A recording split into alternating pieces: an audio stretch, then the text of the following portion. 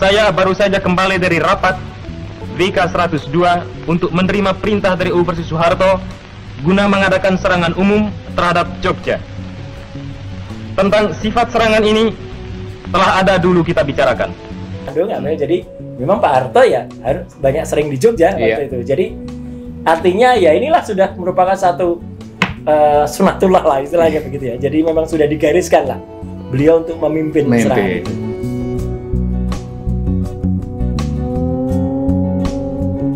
Assalamualaikum warahmatullahi wabarakatuh. Waalaikumsalam warahmatullahi wabarakatuh.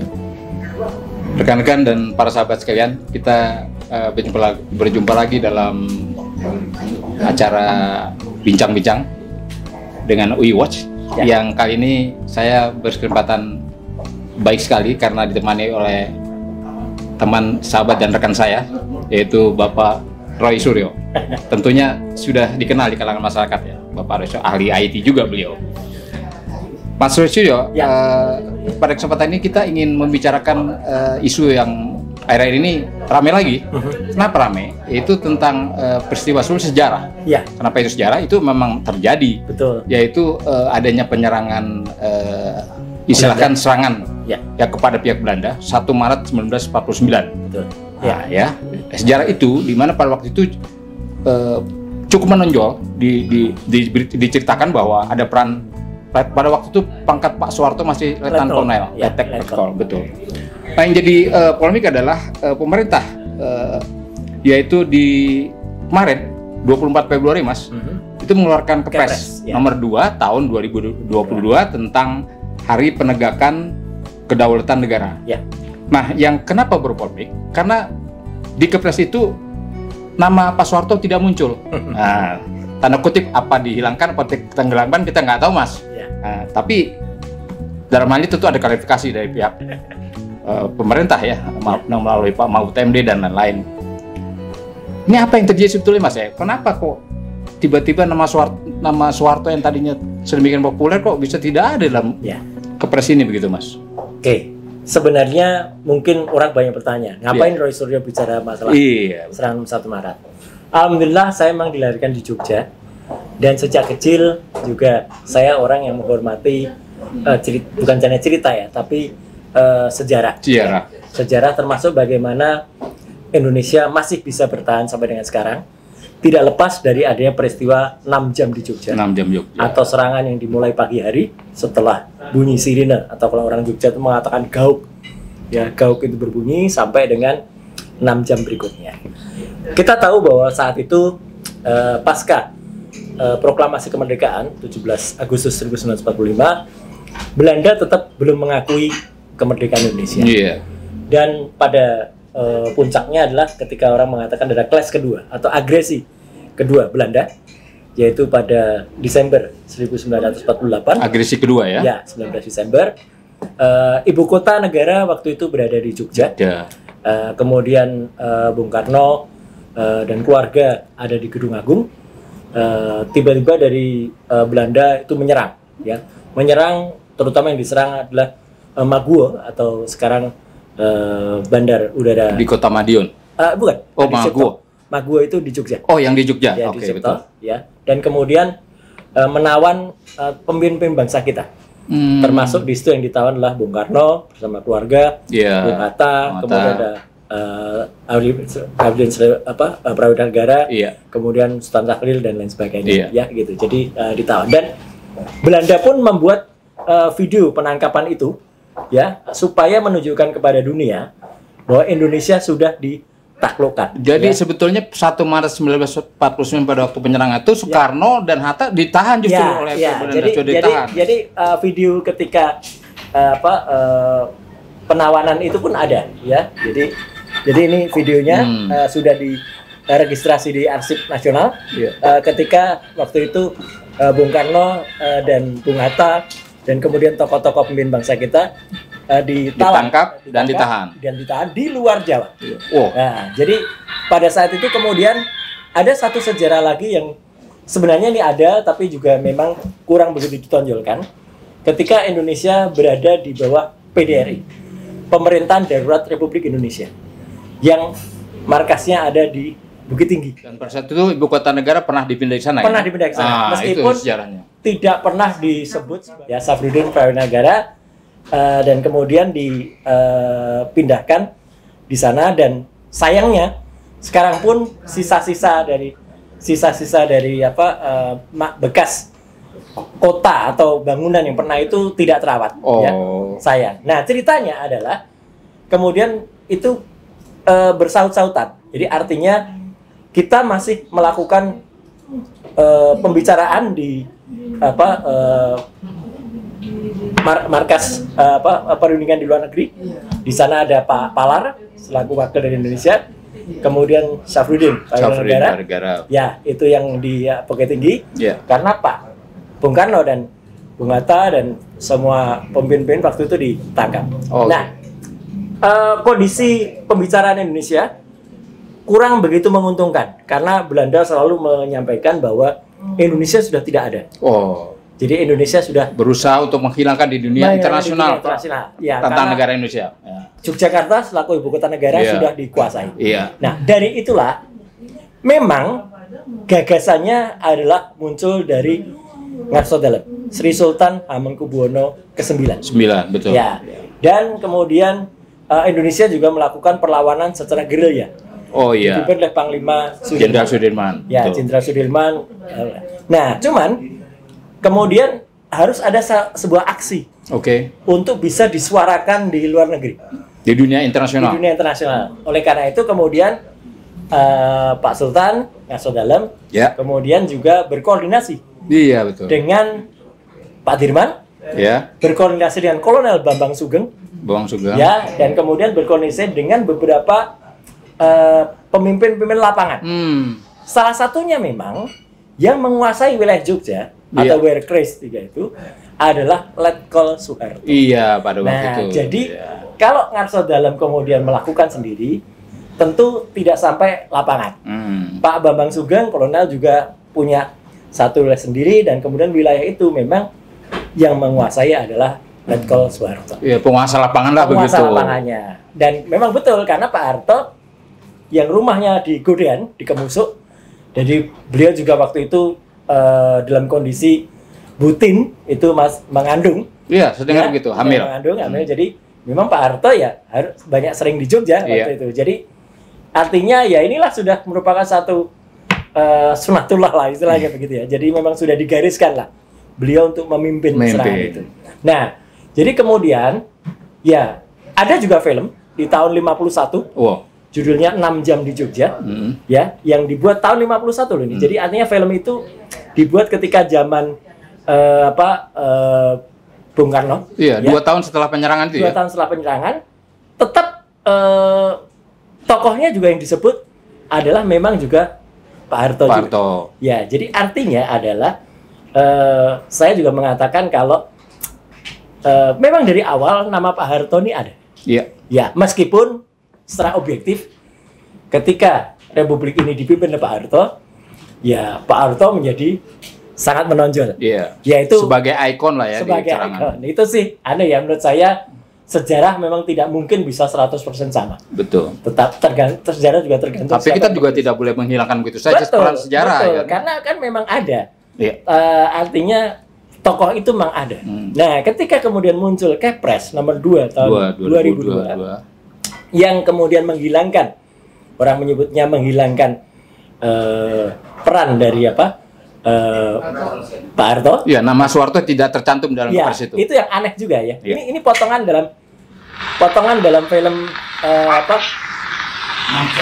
Jam di Jogja. Ya, disebut di sini. Jadi bahwa Pak Harto pun ada. Gitu. Film ini pun sudah saya upload juga di YouTube dan kemudian linknya ada di Twitter ya. Jadi apa yang kita tunggu-tunggu telah datang. Saya baru saja kembali dari rapat VK 102 untuk menerima perintah dari Operasi Soeharto guna mengadakan serangan umum terhadap Jogja. Tentang sifat serangan ini telah ada dulu kita bicarakan. Jadi film ini juga berdasarkan sejarah ya Mas ya, bukan film cerita fiksi atau apa. Yang penting film ini memang kalau orang bilang wah film Janur Kuning itu propagandanya Pak Iya. Harto. Saya senyum saja ya, karena kan ya orang bisa saja sekarang begitu. Iya. Memang kalau film Janur Kuning itu dibuat di era Pak Harto. Nah, yang saya tampilkan ini film yang dibuat di era Bung Karno. Bung Karno. Ya, jadi di tahun 51 pun sudah ada nama Pak Harto. Jauh sebelum Soeharto jadi Betul. presiden. Jadi mungkin kalau kita boleh netral, objektif adalah Pak Harto mungkin bukan sebagai orang yang pucuk pimpinan tertinggi. Karena kan juga pangkatnya beliau letkol. Betul. Tidak mungkin letkol memerintahkan kolonel, Iya. memerintahkan jenderal. Apalagi jenderal. Ya, tapi yang menguasai wilayah di seputaran itu, ya memang komandan lapangannya Pak Harto. Dan Pak Harto juga yang kemudian bekerja sama dengan sektor barat. Beliau ada di sektor barat, bekerja sama dengan sektor utara, sektor timur, dan sebagainya. Tokoh-tokohnya juga banyak. Kita ingat, ada tokoh juga namanya Komarudin, Betul. yang diinformasikan harusnya nyerangnya tanggal 1 Maret, tapi tanggal 28 sudah nyerang duluan. Ya, jadi ini kan lucu juga. Lucu, gitu. ya. Tapi mohon maaf juga kalau kemudian sekarang disebut-sebut itu adalah hasil koordinasi dengan Presiden Iya. Soekarno. Ada Ada. isu begitu. Ya kita ya mencoba berpikir logik saja. Iya. Tahun segitu kan tidak ada koordinasi yang cepat. Apa iya Bung Karno sama Bung Hatta di persembunyian di tempat tawanan kemudian kontak-kontak pakai WA. Oh ya, seperti sekarang kita ya. Ya kan belum ada Waktu yang sama, WA. detik yang sama nyampe informasi Iya, itu. jadi kan untuk melakukan komunikasi kan sangat sulit. Ya, bahwa Sri Sultan Hamengkubuwono ke-9 adalah inisiator, ya itu diakui. Itu semuanya. diakui. Bahwa Pak Dirman adalah juga orang yang kemudian menguasai gerilya dan Iya. melakukan perlawanan. Ya. Tapi memang yang melakukan serangan umum 1 Maret Bahwa Panglima di lapangan, Panglima perang saat itu adalah ya, memang salah faktanya satunya Soeharto. memang Pak Harto. Soeharto. Karena memang ada yang lain dari sisi utara, kan itu Oke, iya betul. Kalau kemudian yang ditonjolkan ya kebetulan Pak Harto memang akhirnya kan jadi presiden. Iya. Ya, jadi saya sih bukan pembela Pak Harto secara 100%. Ya, tetapi janganlah sekali-sekali meninggalkan sejarah. Iya. Ya, kita harus tetap mengedepankan tokoh bangsa, ya, jangan kemudian menghilangkan orang yang memang sudah berjasa terhadap republik ini. Bung Karno dan Bung Hatta memang harus kita akui beliau itu tokoh yang diakui secara internasional dan Indonesia tidak mungkin bisa kemudian diakui proklamasinya tanggal 17 Agustus kalau tidak disampaikan oleh Bung Karno dan Bung Hatta. Betul, itu fakta ya. Fakta. Tapi Bung Karno dan Bung Hatta pun, ini cerita yang lain. Iya. Tidak mungkin juga akan memproklamirkan tanggal 17 Agustus 45 kalau sehari sebelumnya tidak diculik oleh para pemuda. Iya. Di Rengas Dengklok. Betul. Ya, karena Bung Karno dan Siarannya Bung Hatta waktu itu kan sudah didesak sama para pemuda. Pasca Hiroshima dan Nagasaki dibom, Betul. tanggal 6 dan tanggal 9 Agustus 45, kan tanggal 14 Agustus Jepang menyerang kalah. Kita dalam posisi tidak terjajah. Iya. Para pemuda dan mendesak Bung Karno. Kesempatan emas ya di situ. Kesempatan emas, tapi Bung Karno kan bilang, tunggu, kita akan mendapatkan kemerdekaan dari Jepang. Dan memang kan Jepang menjanjikan. Iya. Dikelak kemudian hari. Diberikan hadiah lah. Diberikan hadiah. Akhirnya dengan 3 pemuda sebagai tokoh, Khairul Saleh, Soekarni, dan Wikana. Ya. Dan kita tahu nama yang terakhir Wikana itu adalah senior saya. Oh. Karena dia adalah Menteri Pemuda pertama. Iya.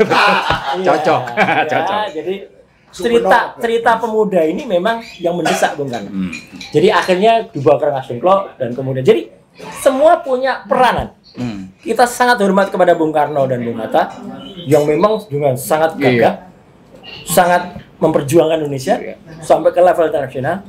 Tapi ketika serangan umum 1 Maret, ya, saya harus bilang ya, negara ini cobalah hormatilah para tokoh-tokoh bangsa. Bukankah ini Mas, dalam Kepres 2 2022 itu Menko kita, Bapak Mahfud MD, menyebutkan kalau menjelaskan juga, Mas Soeharto lebih dari 60 kali kok disebutkan di dalam sekian kali. Oh, iya. Disebutkan dalam malah sebagian kok dia membaca itu. naskah akademik. Iya. Nah, itu kan disebutkan naskah akademik sudah disebutkan. Masalahnya Apa itu begini. kurang, Mas? Gini, tidak semua orang bisa membaca naskah akademik. Kita pun sama dengan sekarang, Betul. mengakses naskah akademinya aja susah. Yang kita baca adalah kepresnya. Ya, dan jelas-jelas di kepresnya di pasal 2 itulah yang disebutkan justru di situ adalah Pak Sultan, Pak Dirman, Bung Karno dan Bung Hatta. Itulah yang akhirnya dibaca oleh generasi sekarang. Oh iya. Jadi menurut saya ya legowo lah, ada baiknya. Ya, semua ada peranannya di tempat masing-masing. Iya. Ya, sekali lagi ini tidak akan mengecilkan arti Bung Karno Betul. dan Bung Hatta kalau tidak disebut dalam Faktanya juga mereka iya, proklamator kemerdekaan betul. RI gitu ya. Itu tidak mungkin dilepaskan. Tidak mungkin dihilangkan. Nama Syafruddin Pramudia Negara Syafruddin. itu juga harusnya kita hormati, dan bahkan gedung bekas tempat pemerintahan darurat Republik Indonesia Iya. PDR itu harusnya dilestarikan. Iya. Tempat di mana dulu di Gunung Kidul itu ada memancar radio yang mengkomunikasikan antara Yogyakarta dengan Bukit Tinggi. Iya. Itu juga harusnya dilestarikan lagi. Monumen-monumen sejarah ya, Mas ya. Bahkan termasuk ketika cerita ini mau ditulis lengkap, peranan wartawan waktu itu Pak Rosyan Anwar yang menemani Pak Harto naik jeep menjemput Pak Dirman di Gunung Kidul, itu juga seharusnya. Jadi dalam hal ini naskah akademis yang disebutkan oleh Pak Mahfud itu nama Soeharto disebutkan itu nggak cukup, Mas ya, kalau tidak dicantumkan dalam. Ya, ibaratnya nomor begini, ibaratnya sama dengan kita menulis panjang di dalam sebuah konsep, tapi ketika ujian yang kita tulis bukan itu. Oh iya. Kan kepresnya tidak ada, Iya. gitu kan? Jadi artinya buat apa nulis panjang-panjang? Tapi akhirnya yang dihadapkan kepada masyarakat adalah bukan kepres itu. Jadi kalau dalam istilah hukum itu ada pertimbangan hukumnya yang mengacu kepada Betul. ketentuan-ketentuan atau Ya. yang di atasnya begitu, Ya. Mas. Ya, Nah, jadi ini kan nggak nyambung jadi kelihatannya, Mas. Ya, jadi kan artinya apalagi sekarang masyarakat kita kan terbiasa membaca hal-hal yang pendek ya. Iya. Terbiasa membaca hal yang ringkas, terbiasa membaca hal-hal yang mungkin bukan hal-hal yang kemudian secara panjang lebar ditulis. Betul. Mungkin mereka tidak akan sempat baca Iya. atau tidak akan sempat membaca ini, ya, kepres ini. Ya, apalagi di kepres ini kan jelas-jelas yang ditulis di situ bahwa peristiwa serangan umum 1 Maret yang digagas oleh Sri Sultan betul. Betul. 9 dan diperintahkan oleh Panglima Sarjana Sudirman betul. Betul. Ya, serta disetujui dan digerakkan oleh Presiden Soekarno dan Wakil Presiden Muhammad Hatta. Ini yang menurut saya secara pribadi pun logika akal sehat agak sulit dilakukan, karena bagaimana bisa digerakkan oleh Bung Karno dan Bung Hatta dari tempat penahanan beliau. Dan siapa yang memimpin sebenarnya di lapangan kan gitu. Nah, iya. Harus saling mimpin dong, namanya Betul, suatu serangan betul. kan, suatu pertempuran begitu. Sri Sultan ya, Pak Dirman ya, Pak Bambang Sugeng ya, kemudian Pak Harto jelas.